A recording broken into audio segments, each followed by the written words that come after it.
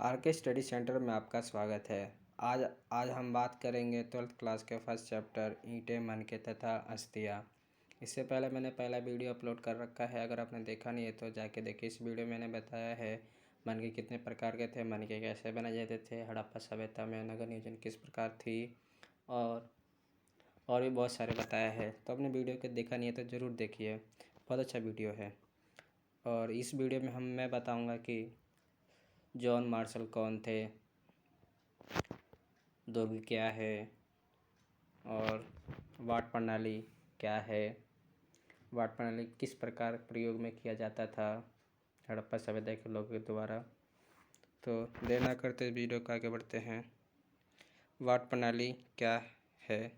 यह वाट प्रणाली की नापतोल प्रणाली का संक्षेप में वर्णन करना है। तो चलिए स्टार्ट करते हैं। पहला पॉइंट के साथ हमारा है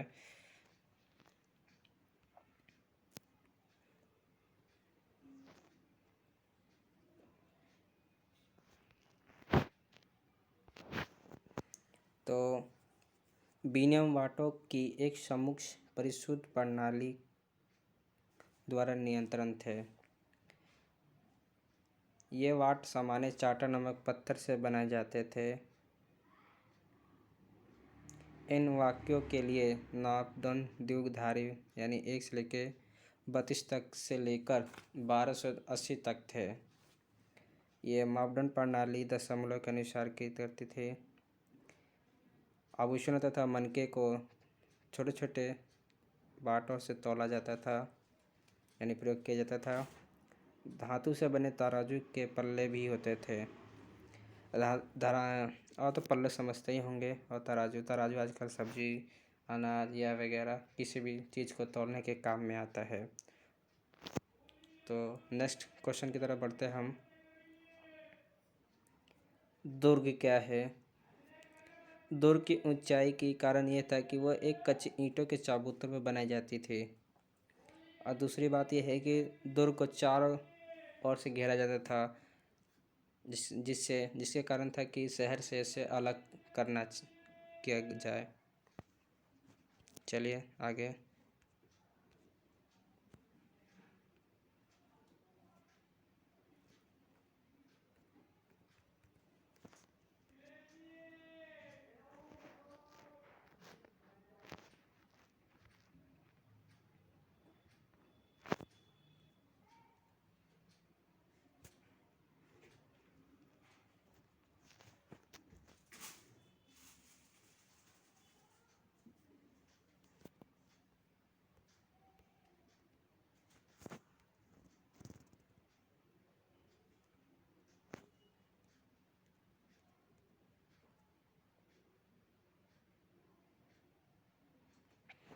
जॉन मार्शल कौन थे और भारतीय पुरातत्व में इन्होंने व्यापक परिवर्तन किस प्रकार लाया था? परिवर्तन तो जॉन मार्शल एक पुरातत्वविद थे। 1924 में वह भारतीय पुरातत्व के संरक्षण के जनरल डायरेक्टर थे। उन्होंने व्यापक परिवर्तन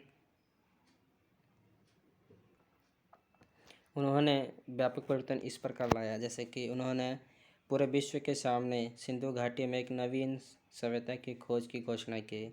वे भारत में कार्य करने वाले पहले पेशेवर पुरातत्वविद थे। वे अपने साथ या चुनाव की किट अपने कार्य के अनुभव पाते हैं। उन्होंने सांची के सूप के संरक्षण में भी मदद किया है। और नेक्स्ट क्वेश्चन हमारा है, हड़प्पा सभ्यता नगर नियोजन किस प्रकार थी? बस्ती को तो भागों में विभाजित थे, जैसे कि एक छोटा लेकिन ऊंचाई पे बनाया गया था तथा दूसरा बड़ा लेकिन नीचे बनाया गया था। दुर्ग की ऊंचाई के कारण यह था कि यहाँ की संरचना एक कच्चे ईंटों के चबूतरों से पर बनी थी। और निचला शहर भी दीवार के से घेरा गया था।